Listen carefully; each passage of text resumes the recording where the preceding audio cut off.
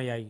ఉమ్మడి నిజామాబాద్ జిల్లా పరిధిలో 6 డిపోలకు సంబంధించిన బస్సులు పూర్తిగా నిలిచిపోవడంతో రవాణా పూర్తిగా స్తంభించింది. ఆర్టీసీ కార్మికులకు పీఆర్సీ అమలు చేయాలంటూ రాష్ట్ర ప్రభుత్వంతో కార్మికులను విలీనం చేయాలంటూ డిమాండ్ చేస్తూ బస్సు డిపో ఎదుట ఆందోళన చేపట్టారు. గత ఎన్నికల సమయంలో ఇచ్చిన వాగ్దానాలు అమలు చేసే వరకు ఈ ఆందోళన విరమించబోమంటోన్న ఆర్టీసీ కార్మికులతో మా ప్రతినిధి భూపతి ఫేస్ టు ఫేస్.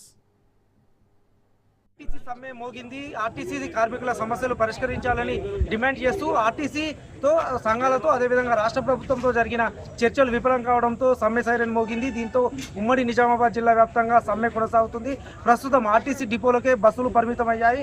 కార్మిక సంఘాల ఆధ్వర్యంలో ఆందోళన కొనసాగిస్తున్నారు. బస్ డిపోల వద్ద కార్మిక సంఘాలు నిరసన వ్యక్తం చేస్తున్నారు. దీంతో పెద్ద ఎత్తున రోడ్డుపై బైఠాయించిన పరిస్థితి నెలకొంది. కార్మికులు బస్సులు మాత్రము బస్టాండ్లోనే పరిమితమైన పరిస్థితి నెలకొంది. దీంతో ప్రయాణికులు ఒకవైపు ఇబ్బంది పడుతున్న తమ ప్రధానమైన సమస్యలు పరిష్కరించాలని డిమాండ్ చేస్తూ ఆందోళన మాత్రం వ్యక్తం చేస్తున్న పరిస్థితి నెలకొంది. ఇక్కడ కార్మిక సంఘాల ప్రతినిధులు ఉన్నారు, వారితో మాట్లాడించే ప్రయత్నం చేద్దాం.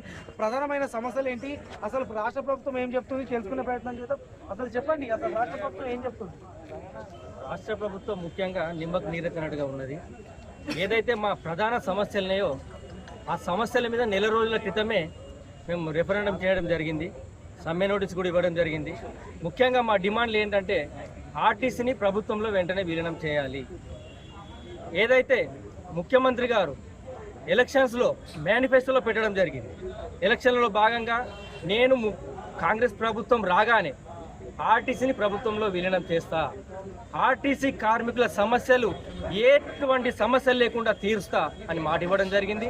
అలాగే ముఖ్యంగా ఏదైతే గత ప్రభుత్వం యూనియన్లను తీసేసిందో ఈ ప్రభుత్వం రాగానే యూనియన్లను పెడతాం, యూనియన్ ఎలక్షన్స్ పెడతాం, యూనియన్లు ఉంటేనే కార్మికులకు చేదోడు వాదోడుగా ఉంటుందని ఎలక్షన్లలో భాగంగా చెప్పడం జరిగింది. కానీ ఇప్పటి వరకు కూడా ఆర్టీసీ ప్రభుత్వంలో విలీనం చేయలే. 2017 పీఆర్సీ ఏరియర్స్ రావాలి, 2021 2025 వేతన సవరణ జరగాలి. అది కూడా ఇప్పటికి కూడా ఎటువంటి ముందుకు వెళ్లకుండా జాప్యం జరుగుతూ ఉన్నది. నిన్నటి రోజు ఏదో ఒక కమిటీ అని ప్రభుత్వం ముందుకు తీసుకురావడం జరిగింది. ఆ నలుగురితో కమిటీ వేసి ఆ కమిటీ వారు మాకు 4 వారాల సమయం కావాలి అంటే దీన్ని కాలయాపన చేస్తూ ముందుకు తీసుకెళ్తూ జాప్యం చేయడం జరుగుతూ ఉంటుంది. కంపల్సరీ ఇది జాప్యం జరుగుతుంది కాబట్టి సమ్మె జరుగుతూనే మా సమస్యలు సాల్వ్ అవుతాయనే ఉద్దేశంతో మేము ఈరోజు సమ్మెలోకి రావడం జరిగింది. 4 వారాల్లో కమిటీ ప్రతిపాదన పూర్తి చేస్తాము, రాష్ట్ర ప్రభుత్వం నుంచి సానుకూలంగా చర్చలు జరుపుతామని చెప్తున్నారు. ప్రధానంగా మీరు ఏం కోరుతున్నారు, అసలు ఏం కావాలా? మేము సార్ ఏమి పెద్ద కోరికలు అడగడం లేదు సార్. మేము ముఖ్యమంత్రి గారిని మేము అడిగింది అప్పటి నుంచి అయినా ఒకటే మాట, ఇప్పుడు కూడా ఒకటే మాట, ఏ ప్రభుత్వం ఉన్నా ఒకటే మాట సార్. అయితే ఏంటంటే మేము ప్రభుత్వంలో విలీనం చేయండి, యూనియన్స్ ఇవ్వండి, ఇవి 2 మాకు ఉద్యోగ భద్రత, ఇవి 3 ఇవన్నీ ఇస్తే మాకు అన్ని బెనిఫిట్స్ ఉంటాయని సార్. మా వర్క్ ఎక్కువ అవుతుంది సార్. వర్క్ అయ్యేసరికి మాకు ఇబ్బంది అయ్యి మా కష్టానికి అర్థం చేసుకొని, మా బాధను అర్థం చేసుకొని మాకు పీఆర్సీలు పెండింగ్ ఉన్నాయి సార్. అన్నీ ఒప్పుకునే మేనిఫెస్టోలో పెట్టినే అడుగుతున్నాం. మేమేమి గొంతమ్మ కోరికలు వేరే కోరికలు అడగడం లేదు సార్. మా హక్కులనే మేము అడుగుతున్నాము. మేము ఇంకా ఏదో వేరే ఎక్కువ ఆశించడం లేదు. వేరే వాళ్ళతో శాలరీస్ కూడా పోల్చుకుంటలేము. మాకు మా కష్టాన్ని అర్థం చేసుకొని ఉన్న దాంట్లో అర్థం చేసుకొని ఇక మీకు దయ ఉంటే ఇంతే సార్. ఇక మిమ్మల్ని కోరుకుంటున్నాం. 2 ఇయర్స్ అయింది సార్, ఇప్పుడు 2.5 ఇయర్స్ అయింది వచ్చి.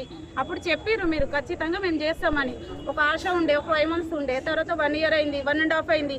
మొన్నటి వరకు కూడా 1 month బ్యాక్, ఇప్పుడు అన్నయ్య చెప్పినట్టు 1 month బ్యాక్ కూడా సమ్మె నోటీస్ ఇస్తే సరే చేస్తాడు సారు అని అనుకున్నాం. నిన్నటి వరకు కూడా నైట్కు చర్చలకు కూడా ఏమీ చెప్పలేడు. ఇక ఏంటంటే 4 వారాల తర్వాత చెప్తామంటే మీరు 4 వారాలంటే 1 month అయితే ఇస్తారు. 1 monthలో విసిగిస్తారు, ఇక చెయ్యరు, విరమించుకుంటారు అనుకుంటారేమో. కానీ అసలు విరమించుకోము సారు. ఇంకా ఎన్ని రోజులైనా మాకు విలీనం అయ్యే వరకు మాత్రం పోరాడతాం సార్. ఎట్లా ఏదో ఉంటే అట్లా అవుతుంది. అందరితో పాటు మేము 50,000 నుంచి 30,000 దాకా తగ్గింది మాది.